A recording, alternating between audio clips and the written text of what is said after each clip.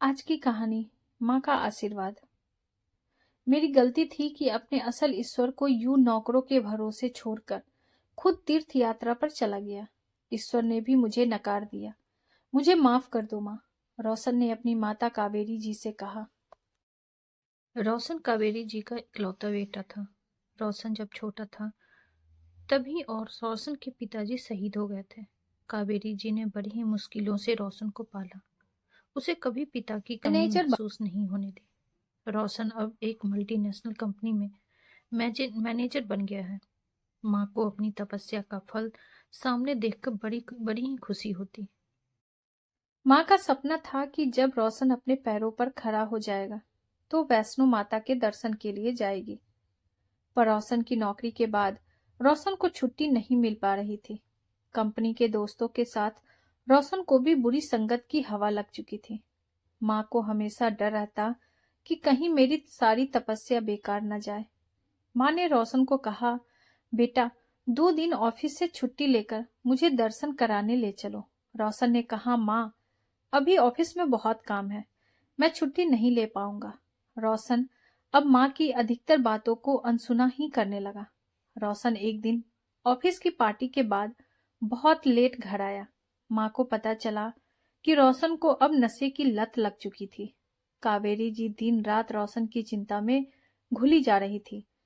एक दिन उनका ब्लड प्रेशर बहुत कम हुआ और वो सीढ़ियों से गिर पड़ी। रोशन भी ऑफिस गया हुआ था। थोड़ी देर बाद जब काम करने वाली घर आई तो कावेरी जी को उठाया। उनको 2 दिन हॉस्पिटल में ही रहना पड़ा। रोशन को अब माँ की चिंता होने लगी। उसने माँ की देखभाल के लिए एक और काम वाली का प्रबंध किया। कावेरी जी ने मना भी किया था पर रोशन नहीं माना। कावेरी जी ने कहा, बेटा मुझे मेरा पहले वाला रोशन वापस लौटा दे, मैं अपने आप ठीक हो जाऊंगी। रोशन ने कहा, माँ मैं तुम्हारा ही बेटा हूँ। ऑफिस के काम के अलावा दोस्तों को भी वक्त देना पड़ता है, वरना वो बात तक नहीं करते। अब बिना बात किए किसी जगह काम करना आसान तो नहीं। कावेरी जी ने कहा, बेटा यारी दोस्ती वही अच्छी होती है जो बुरे वक्त में काम आए। जो आपको ही बुरा बना दे, ऐसी दोस्ती को छोड़ देना ही सही है। रोशन ने कहा, माँ तुम चिंता मत करो, ऐसा कुछ नहीं होगा। रोशन की कंपनी के दोस्तों ने वैष्णो देवी जाने का प्लान बनाया। रोशन को भी चलने के लिए मना लिया। रोशन को समझ नहीं आ रहा था कि माँ को क्या कहूंगा। माँ भी तो इतने दिन से माता के दर्शन के लिए बोल रही थी। रोशन ने घर जाकर माँ से कहा, माँ तुम काम वाली को 2 दिन यहीं रुकने को बोल देना, मुझे ऑफिस के काम से 2 दिन बाहर जाना पड़ेगा। कावेरी जी ने बेटे का माथा चुमा। कितनी ही मन्नतें मांगी कि वो सही से पहुंचे और जल्दी वापस आए। ये पहली बार था उनका बेटा उन्हें यूं अकेला छोड़कर कहीं जा रहा था। रोशन के दिल में शर्मिंदगी थी, पर दोस्तों की बातों में आकर माँ को भूल गया था और माँ की बीमारी को भी।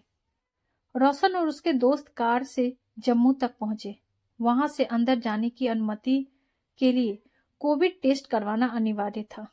रोशन के दोस्तों को इस बात का पता नहीं था, तो सबको टेस्ट की पंक्ति में खड़ा होना ही पड़ा।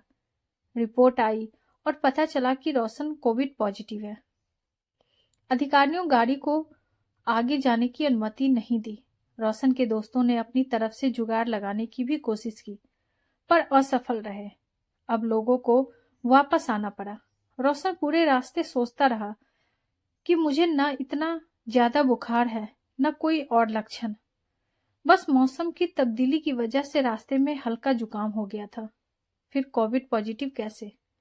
उसका दिल बार बार उसे यही कह रहा था कि माँ का दिल दुखाकर, माँ से झूठ बोलकर भगवान की पूजा करो तो भगवान भी आशीर्वाद नहीं देते, और आशीर्वाद मिलना तो दूर, रोशन को तो दर्शन तक नहीं नसीब हुए। घर पहुंचा। उसको देखकर माँ परेशान हो गई। 2 दिन का बोलकर इतनी जल्दी क्यों आ गया? रोशन आते ही माँ के पैरों पर पड़ गया। माँ मुझे माफ कर दो, मैंने तुम्हारा दिल दुखाया, तुमसे झूठ बोला, तुम्हें यूं बीमार छोड़कर दोस्तों के साथ चला गया। देखो देवी माँ ने अपने दर्शन तक नहीं करने दिए मुझे। कावेरी जी बेटों को यूं परेशान होते देखकर बोली, बेटा कोई बात नहीं, दर्शन करने जा रहे थे तो बताकर चले जाते। मेरा तो सपना ही था कि तुम एक दिन माता के दर्शन के लिए जाओ। माँ, मुझे कोविड हो गया है। आगे जाने से अधिकारियों ने मना कर दिया। कावेरी जी भी परेशान हो गई। दोबारा टेस्ट करवाया। अगले दिन रिपोर्ट मिली तो पता चला मौसम बदलने से थोड़ा बुखार और जुकाम था। इसीलिए इंस्टेंट टेस्ट में पॉजिटिव रिजल्ट निकला था। रोशन को खुशी हुई कि वो ठीक है। उसने ऑफिस से छुट्टी ली और माँ के साथ माता दर्शन के लिए जाने का प्लान बनाया। 1 हफ्ते बाद की टिकट बुक करवाई और माता जी के दर्शन करके आया। दोस्तों, ईश्वर का असली रूप हमारे माँ बाप हैं। जब तक वो खुश नहीं होंगे, ईश्वर भी अपना आशीर्वाद नहीं देते।